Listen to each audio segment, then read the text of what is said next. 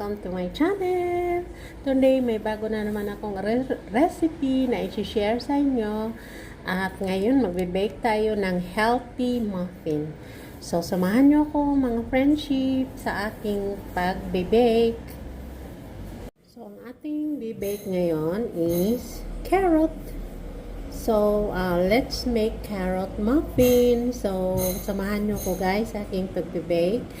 At kung bago pala kayo sa aking channel, please do subscribe and press the notification bell para ma-update kayo sa aking mga binibake. So, let's start it.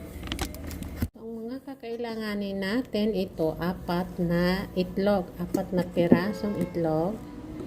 Tsaka itong carrots. So, kailangan natin guys ng vegetable oil 250 ml. Tapos, itong sugar 300 grams. Brown sugar guys. Then, we have 270 grams of all-purpose flour. Tapos, meron pang iba. So, panoorin nyo guys.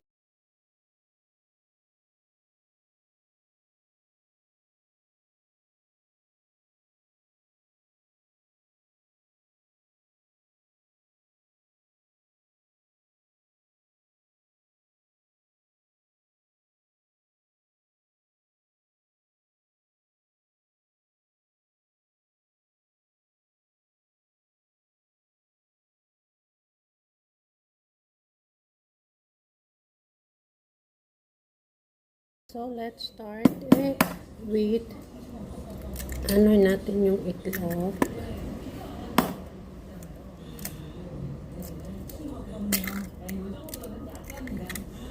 Apat na itlog.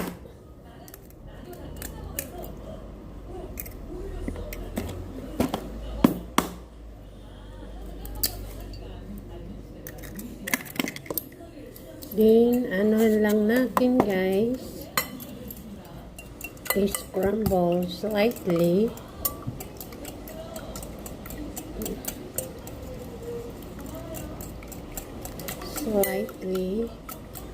Then we put the 300 grams of sugar.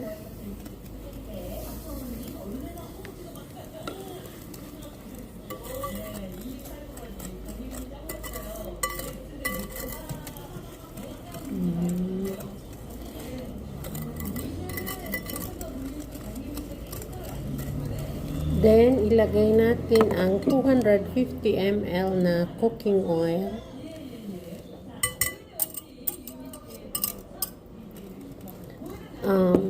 Dapat ma-dissolve well yung oil. Mawala yung oil ba? Ma-dissolve well.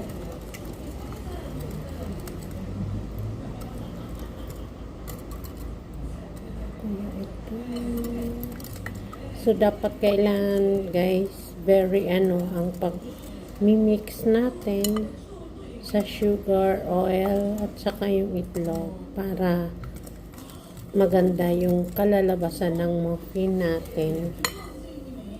Slowly guys, we put the flour. Dahan-dahan lang para ma-dissolve well.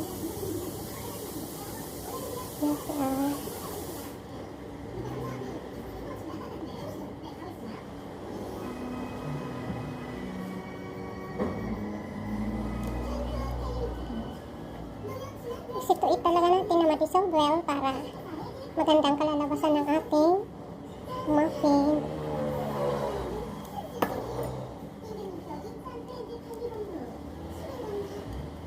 Ngayon, lagyan natin ng baking powder 1.5 teaspoon or 1/2 teaspoon guys.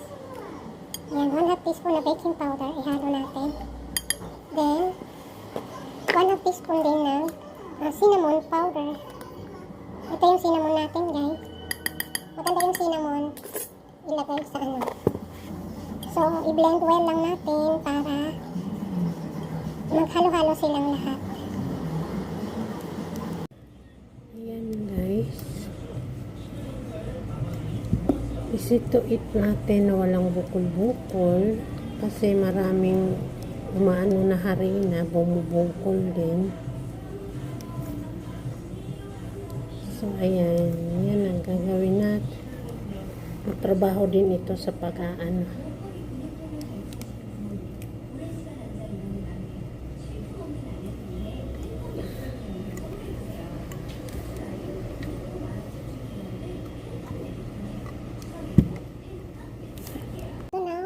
Ilagay natin ang carrots na hiniwa-hiwa natin. Diyan. At i-mix together lang natin, guys. Tapos kung meron kayong raisin, put raisin on it. If no raisin, okay lang. Ako, lalagyan ko ng konti. Lalagyan ko ng konti ng raisin. Mga 10 grams lang. Yan. Para masarap, may lasa siya. So.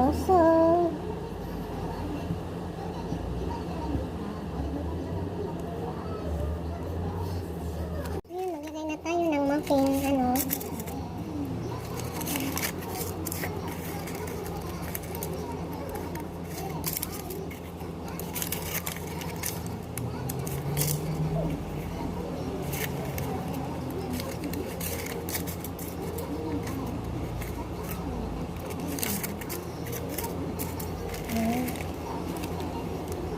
Kung meron kayo guys, ice cream scoop, maganda rin.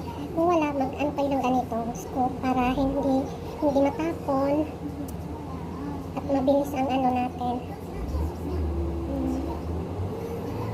This is very healthy kasi ano siya, carrots.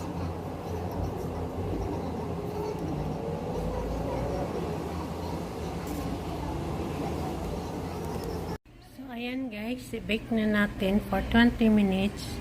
Nakagawa tayo ng 12 pieces na muffin sa ating recipe. So, i-bake na natin.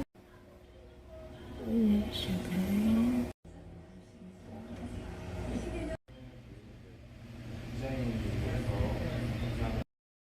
So, ayan namang friendship. Luto na ang ating carrot muffin.